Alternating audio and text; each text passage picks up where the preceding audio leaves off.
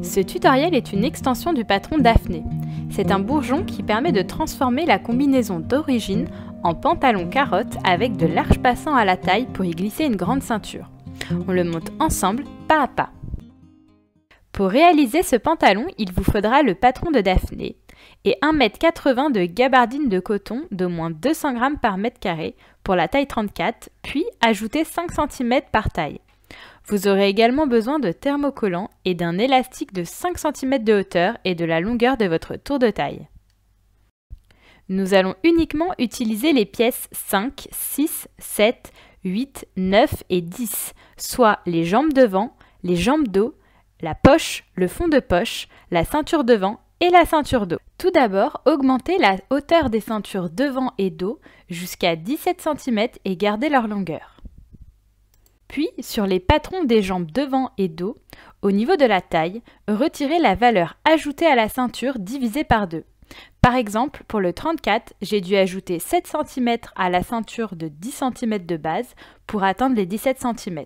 7 divisé par 2 est égal à 3,5. Je retire donc 3,5 cm de hauteur à la taille. Et descendre la poche de cette même valeur. Nous utiliserons les patrons de la poche et du fond de poche tels que. Et enfin, nous allons réaliser le patron des passants en traçant un rectangle de 30 cm sur 9 cm. Coupez toutes les pièces dans le sens du droit fil, puis thermocollez et surfilez les pièces mentionnées dans le livret d'instructions. Tout d'abord, nous allons réaliser les poches. Au niveau de l'ouverture des poches, placez l'endroit des devants contre l'endroit des fonds de poche et épinglez. Piquez à 1 cm du bord en faisant 3 points d'arrêt au début et à la fin de chaque couture. Repassez en faisant rouler la couture de 1 mm vers l'intérieur de la poche. Et sur l'endroit, surpiquez à 3 mm du bord. Puis, placez l'endroit des poches contre l'endroit des fonds de poche et épinglez.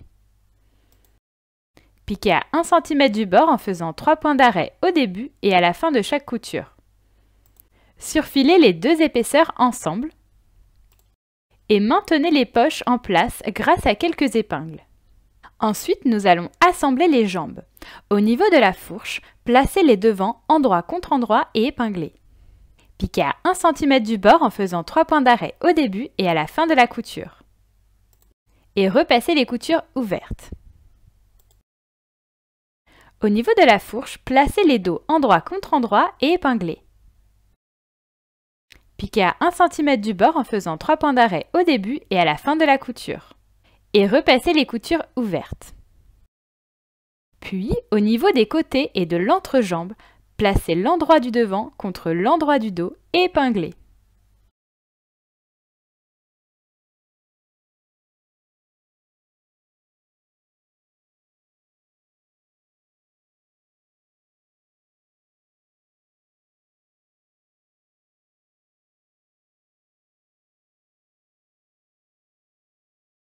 Piquez à 1 cm du bord en faisant 3 points d'arrêt au début et à la fin de chaque couture.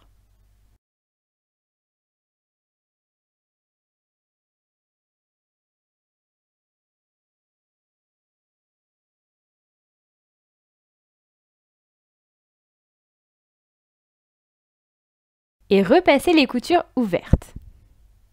Enfin, formez l'ourlet du bas de jambe. Pliez une première fois le tissu de 1 cm vers l'intérieur en repassant, puis pliez à nouveau de 1 cm en repassant également.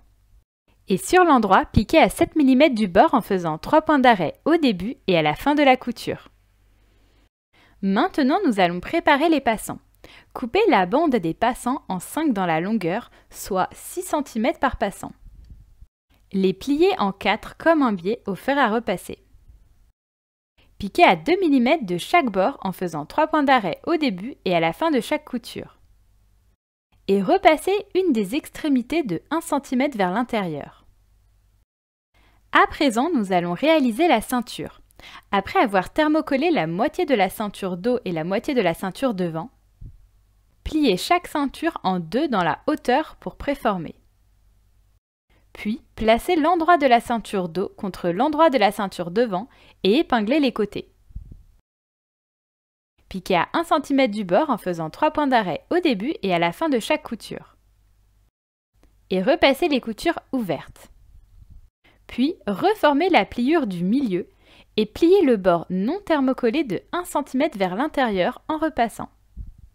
Ensuite, placez les 5 passants avec l'extrémité pliée à 1 cm du bord plié et thermocollé de la ceinture. Placez un premier passant au niveau du milieu dos de la ceinture, puis un juste avant chaque couture côté, et 2 à 8 ou 9 cm de part et d'autre du milieu devant. Sur l'endroit de la ceinture qui est plié en deux, piquez à 1,5 cm du bord plié en faisant un aller-retour supplémentaire sur chaque passant et en faisant 3 points d'arrêt au début et à la fin de la couture.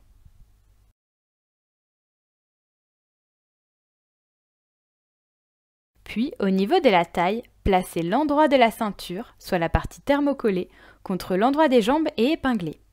Bien placer les passants en sandwich entre les deux couches, aux mêmes distances sur la taille que sur le haut plié de la ceinture.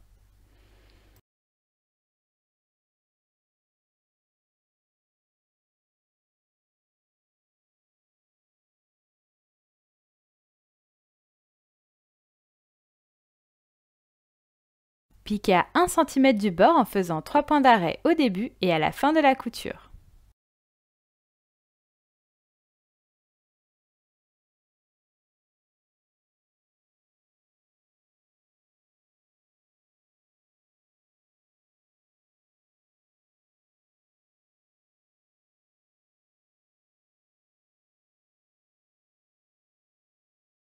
Et repassez les coutures vers l'intérieur de la ceinture. À l'intérieur du pantalon, rabattre le bord préalablement plié de la ceinture par-dessus la couture de la taille et épingler.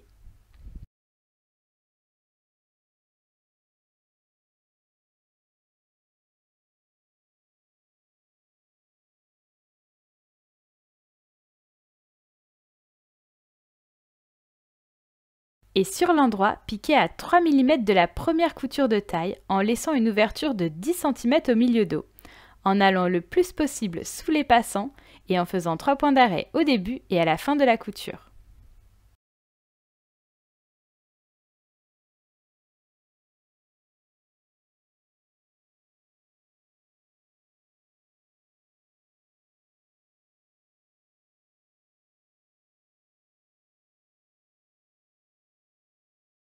À l'aide d'une épingle à nourrice, coulissez l'élastique de la longueur de votre tour de taille à l'intérieur de la coulisse.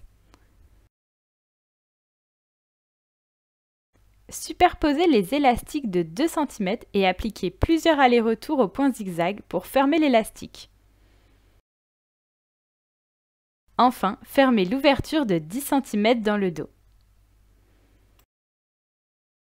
Et voici, votre pantalon Daphné est prêt pour être essayé. À bientôt!